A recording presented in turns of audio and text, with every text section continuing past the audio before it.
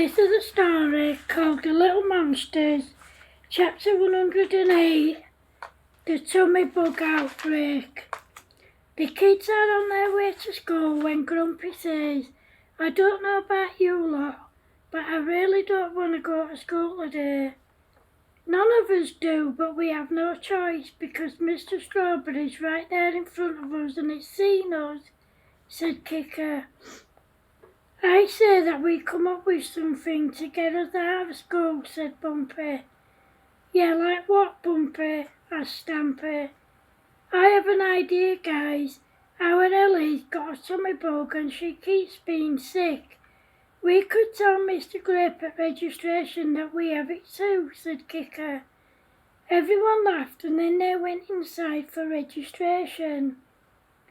After registration, the rest of the class headed for assembly, but the gang stayed put and Mr. Grape said, "Come on, you lot, get a move on. You're going to be late for assembly." "Oh, sir, we don't feel well," said Kicker. "Why, what's wrong with you?" asked Mr. Grape. "We've all got a really bad tummy ache and we keep being sick, sir," said Kicker. "Well, I have to admit, you kids really do look pale. I think you better go home before anyone else gets it." "We don't want the whole school getting sick," said Mr. Grape. The kids left the school premises, leaving Mr. Grape, believing that they were genuinely sick. As soon as they were away from school, they ran through the woods to their hideout.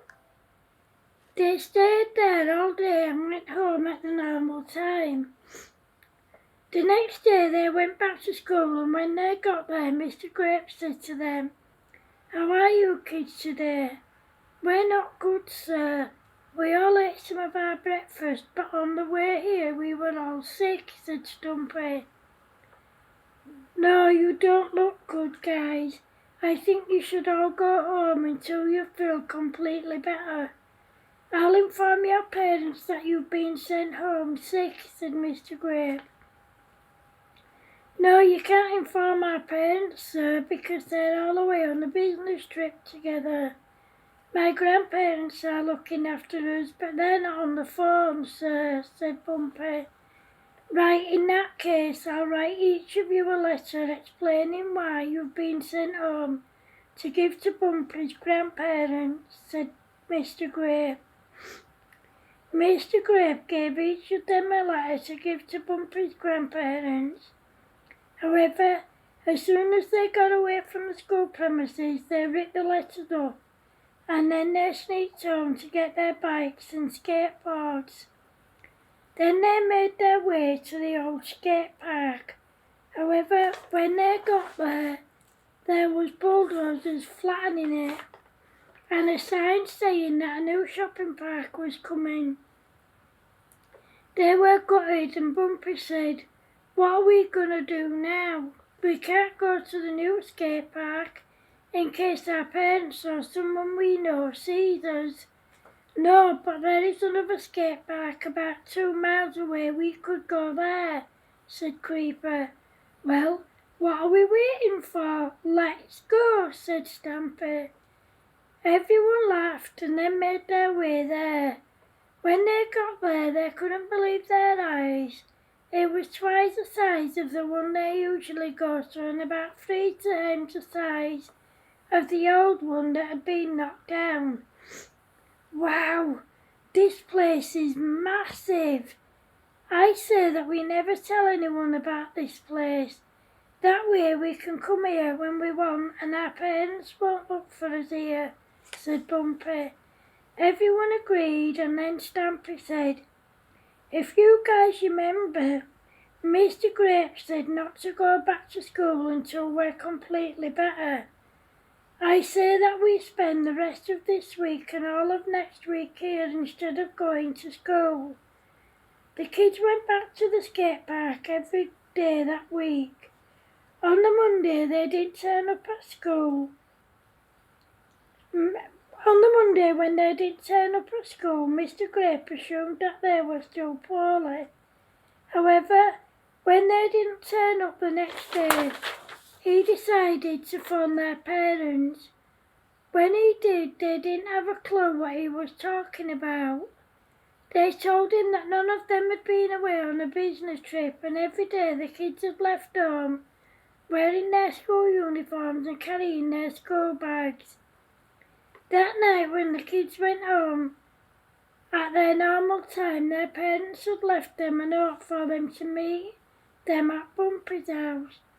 When they got there, their mum told them all to sit down, and then she asked them, "Why haven't you kids been to school all week, and why did you lie to Mr. Grape about being sick?"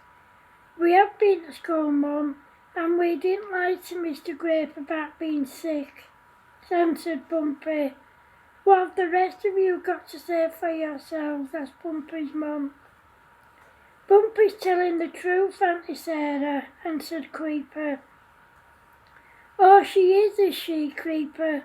What about you, my girl? What have you got to say for yourself?" asked Creeper's mum. "Like Bumpy said, we have been to school and we didn't lie about being sick," answered Creeper. "Right, I've had enough of this nonsense and I'm not putting up with it. Every one of you will go home with your parents.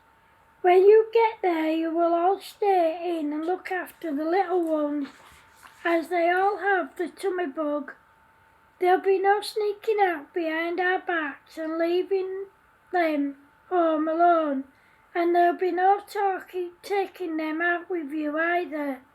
You'll clean up their mess. You clean up the mess if they're sick on the floor, and there'll be no moaning or complaining either." "Is that clear?" said Bumpy's mum. "That's not fair, Mum. We didn't do anything wrong," said Bumpy. "Would you like me to add to that punishment?" "Oh, I forgot to mention. Tomorrow morning you will all arrive at school an hour early. You will all stay in at playtime and lunchtime, and you will stay behind for 2 hours after school for 3 weeks and do extra schoolwork. Now all of you go home and Bumpy, stay where you are." The kids had no choice but to stay in and look after their younger siblings because their parents all went out. The next day they went to school an hour early, but when they got there, Mr. Grape could see that they weren't well, so he phoned their parents to get them to pick them up. This time he knew that they were genuine. When their parents saw the state of them, they laughed and told them it served them right. They were kept at school for 2 days. When they went back, their teacher, Mr. Grape, made them go in an hour early, stay in at playtime and lunchtime, and stay behind after school for 2 hours every day for 3 weeks.